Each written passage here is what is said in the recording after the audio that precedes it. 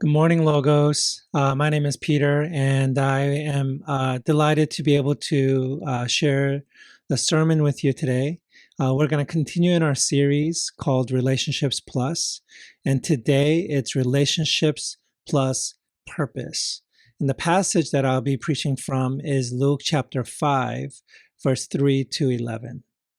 Let me read the passage for us. I'll pray, and then I will go into the message itself. Starting with verse 3.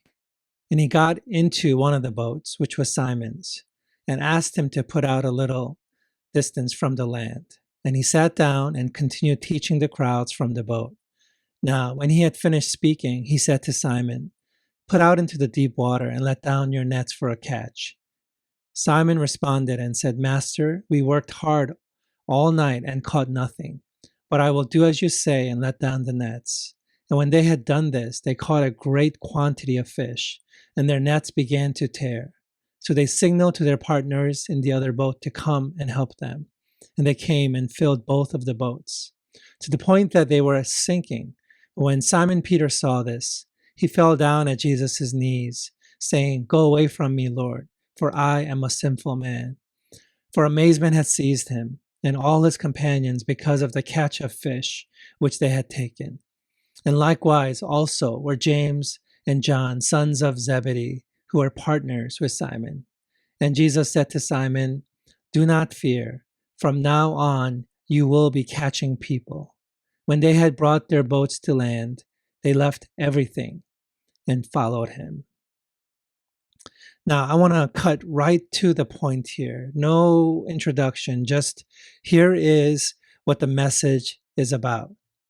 Relationships are not meant to flourish outside of the context and the framework and the meaning of purpose. Meaning, relationships are not meant to exist just so that people can gaze at each other, enjoy each other, be together, be just friends. That is not the context in which relationships have been designed to flourish.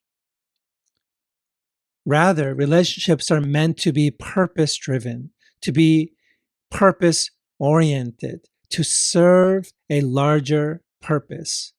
And this purposeful relationship is what the Bible calls fellowship. I'm not sure if you caught it, but in this story, we have the New Testament first mentioning this idea of fellowship. That's the Greek word koinonia. Verse 8 says this, "But when Simon Peter saw this, he fell down at Jesus' knees, saying, 'Go away from me, Lord, for I am a sinful man.' For amazement had seized him and all his companions because of the catch of the fish they had taken." Who is this they? They are this group of fishermen. And then verse 10 says, "And likewise also were James and John, sons of Zebedee, who were partners with Simon." And there is that word. That's the word koinonia. Peter was in koinonia with James and John.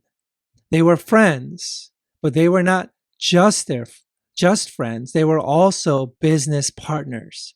And we saw this earlier in verse 7. So they signal to their partners. And again, that's the word koinonia. And so Peter was not fishing alone. He was fishing with friends, but these friends were not just friends. They were in koinonia with each other. They were purposefully friends. They were friends with a purpose.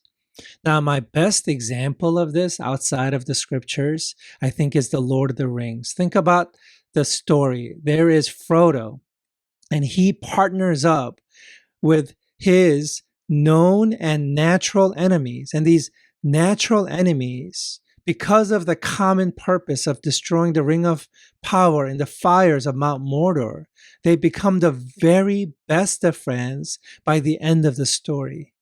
They didn't start out as friends, but they became friends. In fact, I would say that they became friends only because of the purpose that framed their relationship. They coexisted in the same kind of story and space because they were called for a mission, a common mission. And this is the word koinonia. Here are some real life examples. Marriage. Marriage was not meant to flourish outside of purpose. I know that for me, I dreamt of marriage. I fantasized about marriage. I always longed for marriage.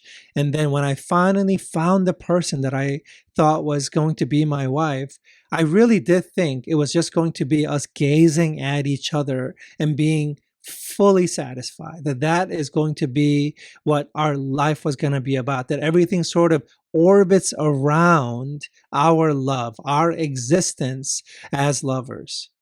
But as soon as we got married, we knew, we felt it, that to gaze just at each other and to have everything else orbit around us was in fact going to destroy us. It was going to crush us.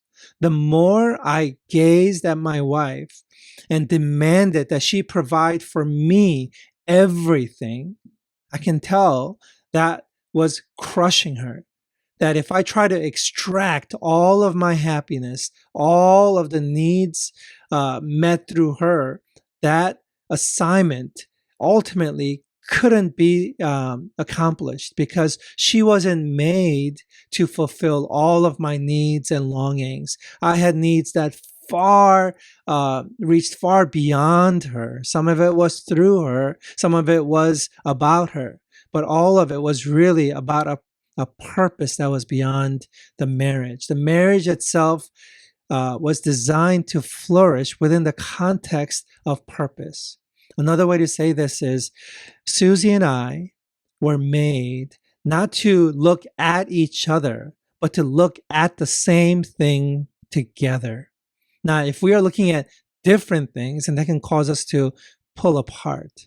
But the thing that I wanted, which was to draw near to her, could not happen directly by gazing at her and walking towards her. It can only happen in the healthiest of ways if we both looked at the same thing together. If we were in fellowship, in koinonia with each other. Same thing. Another example is with church.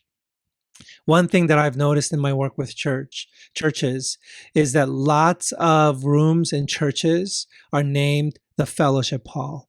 And you know what Christians do in fellowship halls? They do the exact opposite of what the word fellowship means. They don't accomplish any business there. They don't serve any purpose except to just hang out, to just be together, to just relate. That is not a fellowship hall. That's a friendship hall. That is a relationship hall, not a fellowship hall, because the word fellowship is the word koinonia. And it's ironic that the place that's named fellowship is the very place where fellowship doesn't happen. A church should not be a club, but a lot of churches function as clubs. Churches have come to be synonymous with friendship, with community, with being a club, with a kind of homogeneous, like-minded, self-organizing, homogeneous monolith. That is not the Bible's design for the church. The Bible's design for the church is to be a fellowship. There is supposed to be a direct relationship between purpose and relationship, such that as the relationship increases, the purpose for that relationship needs to increase just as much, or it begins to become disproportionate, and it begins to be crushed under its own weight. It's as if the relationship is a soft tissue that fills the thing, and the purpose provides the structure that holds it up. And so as the purpose increases, the relationship also has to increase so that the purpose itself can remain healthy. And so relationships aren't bad and purposes aren't bad, but they are best served together. Um, I have had many kinds of relationships. I'm almost 50. That's a lot of decades to walk this earth. And so I've had a few companions. I've had many different kinds of relationships. And to this day, the ones that I remember the most fondly are the ones where there was a kind of motion in the relationship. There was a kind of trajectory, a breeze that kept things healthy and proportionate and appropriate and fresh. And everything else, when it becomes just about the relationship, and I'm trying to extract joy and happiness and meaning just out of the relationship by itself, that's when I begin to feel the crushing weight of the impossibility of trying to get happy just in the relationship. I want to give you two secular examples, I think, that really provide some evidence to this idea.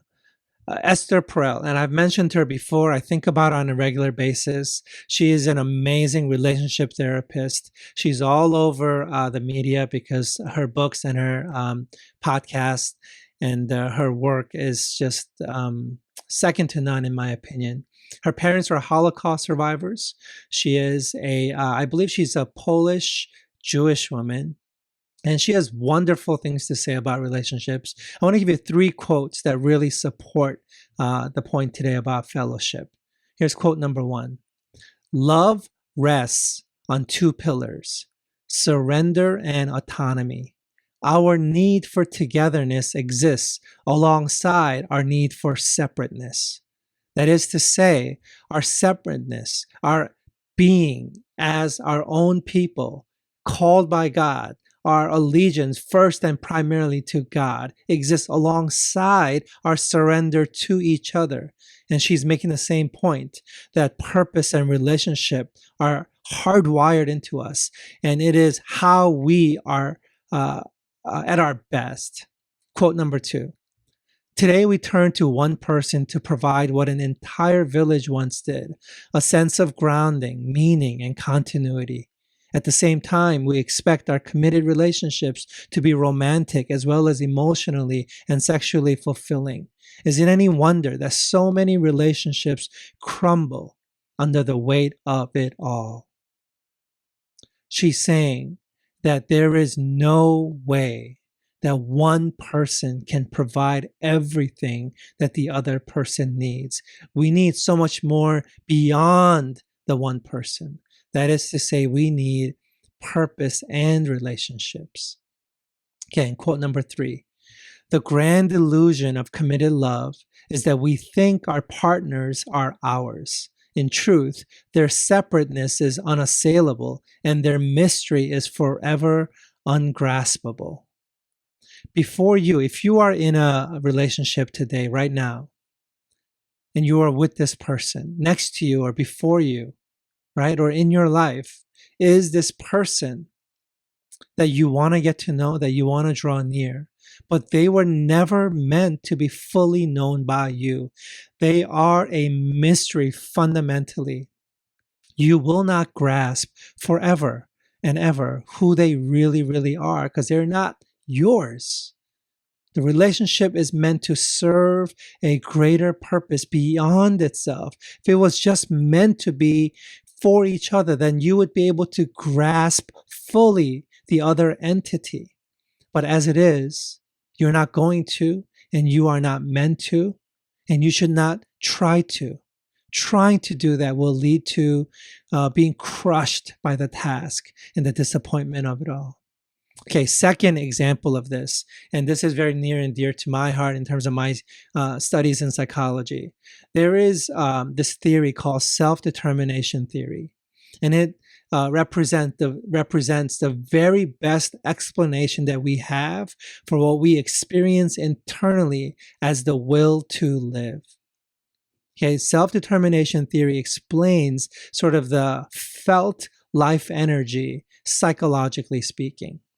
And so this theory, SDT, says that there's three components to this, that when we have these three things, then and only then do we really feel the fullness of the will to live. And these three things are what they call autonomy, competence, and relatedness.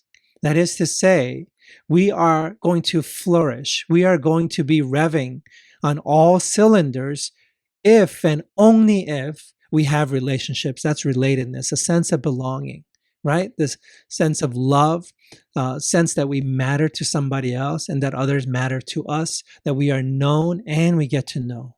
That's really, really important. But it's only 1/3 of the equation according to self-determination theory. The other 2/3 are autonomy, your sense of self, your freedom, your self-efficacy, your choices, your responsibility, and your competence. That's the other third, that your skill set, your ability to navigate and negotiate the world. And when you have these three things, then you feel within yourself a motivation, an intrinsic motivation, a desire to live. You need all three. Now, as we close here, I want to read again verses 7 to 11 because I think we may have missed it. Okay, verse 7 to 11.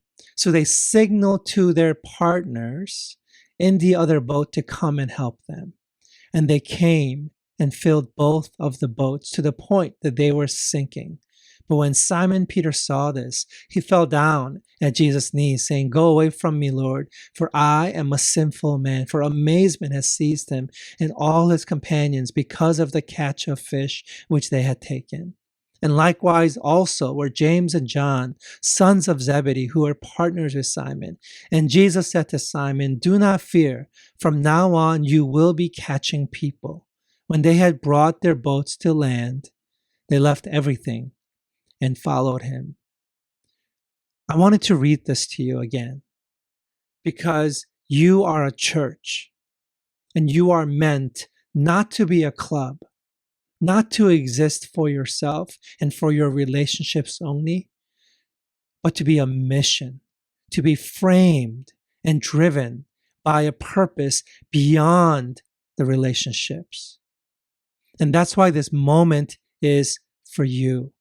This moment for you to feel the call of Jesus on you individually as church members and together collectively as a church to become a fellowship, a purpose-driven organization, to become a fellowship and not a club, to become mission friends and not just comfortable friends.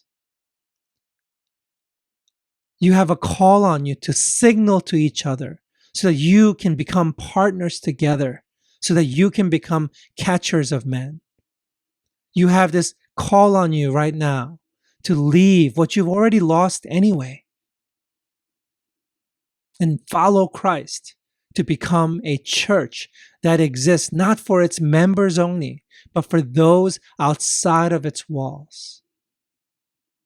I think that's the great opportunity for Logo Central Chapel, to feel the call of God, the opportunity of God, the gift of God through all the things, all the seasons, all the pain points you've been through, and to forsake the loss, to let it go, to forgive, to forget, to turn the page, to move beyond the story, the history, and to say all of that has brought us to this point so that we can feel the call of Jesus, the call of the opportunity to leave behind the ways that we've been and to become a true fellowship, partners, called, purpose-driven, mission-oriented, and to worship God, not just by gathering on Sunday, but for that gathering to be an expression of the purpose you've been living, not just corporately, but individually in every which way as the called of God. And Jesus said to Simon, "Do not fear. From now on, you will be catching people." When they had brought their boats to land, they left everything and followed him. And this is my challenge to you, that you will leave everything, Leave the story. Leave the pain. Leave your agenda. Leave your perspective. Leave your righteousness. Leave your blame. Leave your shame. Leave your guilt. Leave it all. None of it matters anymore. Look ahead. Look forward. Drop everything so that you can answer yes to this call to be a fellowship. Would you bow your heads and pray with me? Lord, thank you for this truth. And I pray, God, that members of this church would feel this call. I pray that members of this church would sense the Spirit moving and recognize that these ideas, these words, these verses, they're meant for them. These are meant for you. So God, I lift up this moment and this church and this call. And I ask you to help us to answer yes. I pray this in Jesus' name. Amen.